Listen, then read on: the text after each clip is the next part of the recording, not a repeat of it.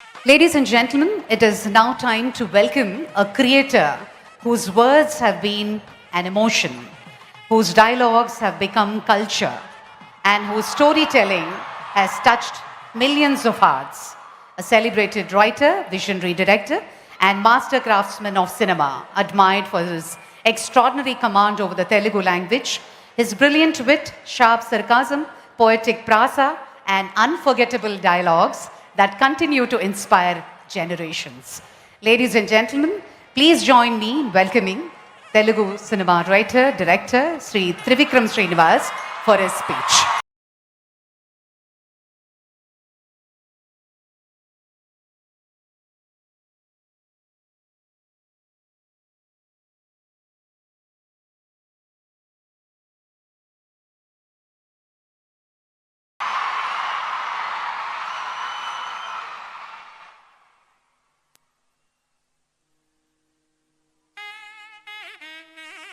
Excellency,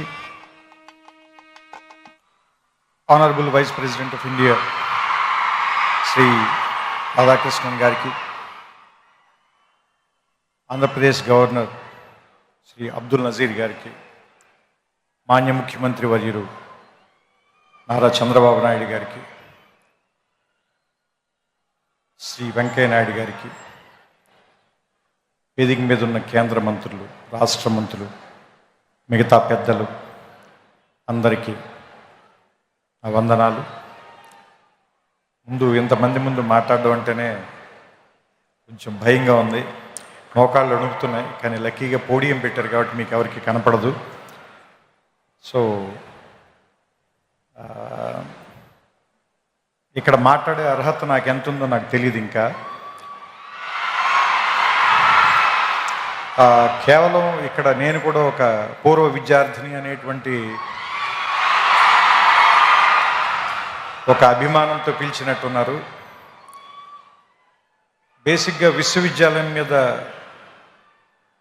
నాకు వచ్చిన అవగాహన చెప్తాను. ఎందుకంటే ఇక్కడ ఉన్నప్పుడు నాకేం అవగాహన లేదు, ఇక్కడి నుంచి వెళ్ళిపోయిన తర్వాత నాకు కొంత అవగాహన వచ్చింది.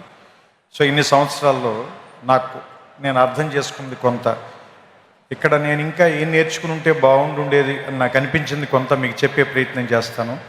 దానివల్ల మీకేమాత్రం ఉపయోగం కలిగిన, కొద్దిగా అయినా మీ ఇంట్రాస్పెక్షన్కి అది ఏమైనా పనికొచ్చిన, మీ ఇన్సైట్కి అది ఉపయోగపడిన, I will be very happy.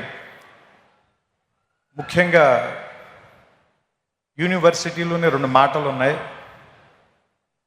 Diversity ఒకటి ఉంది, యూనిజాన్ ఒకటి ఉంది. సో చాలా విభిన్నమైనటువంటి ఆలోచనల్ని ఒకే చోటకి కలిపి తీసుకొచ్చే ప్లేస్ని యూనివర్సిటీ అంటారని నా ఉద్దేశం. సో ఇక్కడ చెప్పడం కంటే కూడా మీరు నేర్చుకోవటం మీదే ఎక్కువ ఆధారపడి ఉంటుంది. ఎందుకంటే నాకు సంబంధించినంత వరకు విద్య అంటే ఎక్కడో ఉన్నదాన్ని, లేదంటే మీకు కనబడని దాన్ని మీకు తీసుకొచ్చి ఇక్కడ నేర్పించడం కాదు. మీ ఎదురుకుండానే ఉన్నదాన్ని మీరు అప్పటిదాకా ఆ దృక్కోణంలో చూడని దాన్ని మిమ్మల్ని తీసుకొచ్చి అక్కడ నుంచోబెట్టి చూపించటం నాకు సంబంధించినంత వరకు నేనైతే ఇలా అర్థం చేసుకున్నాను. ఎందుకంటే మీరు అబ్జర్వ్ చేస్తే ఫిజిక్స్లో ఒక సూత్రం ఉంది, చాలా బేసిక్ సూత్రం, E=mc². దాంట్లో ఆయన ఏం చెప్తాడంటే, ఒక ఎనర్జీని మీరు సృష్టించలేరు, ఎనర్జీని నాశనం చేయలేరు, ఒక ఫామ్ నుంచి ఇంకో ఫామ్లోకి మార్చగలరు అంతే.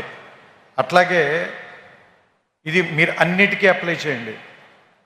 మనం పుట్టక ముందు నుంచి నేచర్ ఉంది, మనం వెళ్ళిపోయిన తర్వాత కూడా ఇది ఇలాగే ఉంటుంది.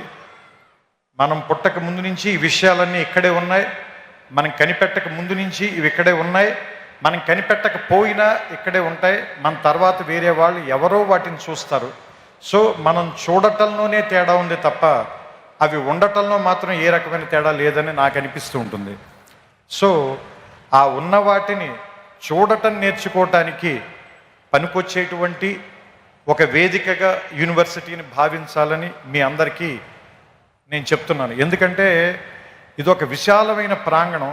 మొట్టమొదట ఎవరు రాగానైనా ముందు భయపెడుతుంది.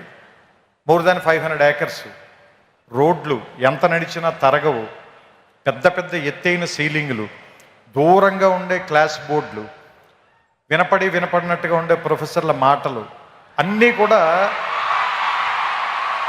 ముందు మనకి చాలా నెగిటివ్గాను ఇక్కడి నుంచి ఎంత గమ్ముని వెళ్ళిపోదాం అనేటువంటి ఫీలింగ్ ఇచ్చేలాను అనిపిస్తే మందు చేదుగానే ఉంటుంది.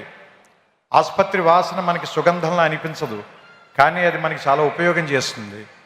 అదే మనకు ఉపయోగపడుతుంది, మన బాగు చేస్తుంది, మన రిపేర్ చేస్తుంది, మన మళ్ళీ ఆరోగ్యవంతుని చేస్తుంది. అలాగే ఈ ప్రాంతం కూడా మొదట మనని భయపెడుతుంది, కానీ దీన్ని అలవాటు చేసుకోండి, దీన్ని అవగాహనలోకి తెచ్చుకోండి. ఎందుకంటే మనమందరం వేరే వేరే కల్చర్స్ నుంచి వేరే వేరే ప్రాంతాల నుంచి వస్తాం. మనకందరికీ ఎలా ఉంటుందంటే మన భాష గొప్పది, మన మాటే గొప్పది, మన మాండలికమే గొప్పది, లేదంటే మన తిండే గొప్పది, మన అలవాట్లే గొప్పవి అనేటువంటి ఒక భావంలో మనం ఉంటాం. ఇక్కడికి వచ్చిన తర్వాత వేరే విషయాలను కూడా యాక్సెప్ట్ చేయటం అనేటువంటిది నేర్పటానికే ఈ ప్లేస్ ఉంది.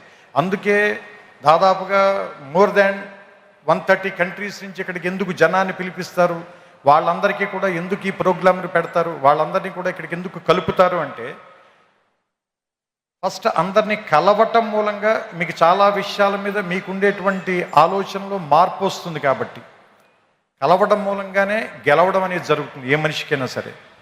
సో నేను ముగించే ముందుగా ఒకే ఒక మాట చెప్తాను.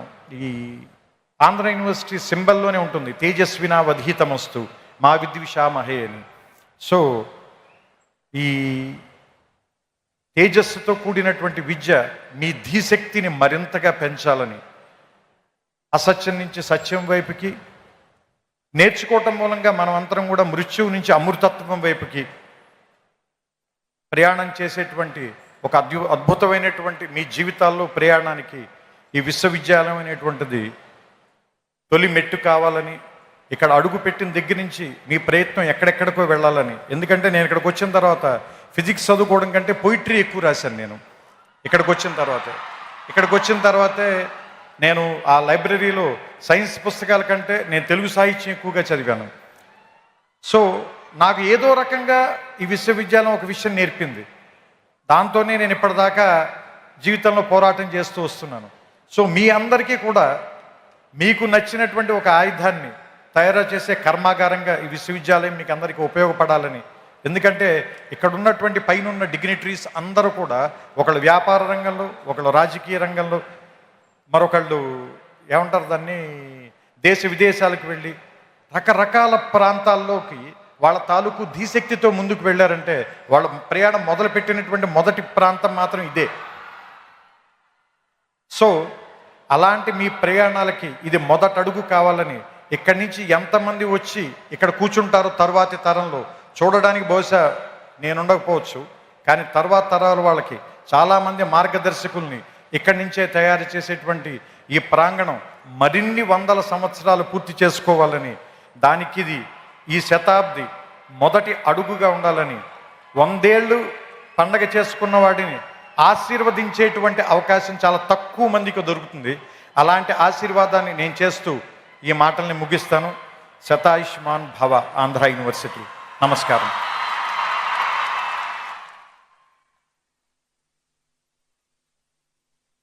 ఆంధ్ర యూనివర్సిటీ పూర్వ విద్యార్థిగా న్యూక్లియర్ ఫిజిక్స్లో మాస్టర్స్ చేశారు మన త్రివిక్రమ్ శ్రీనివాస్ గారు.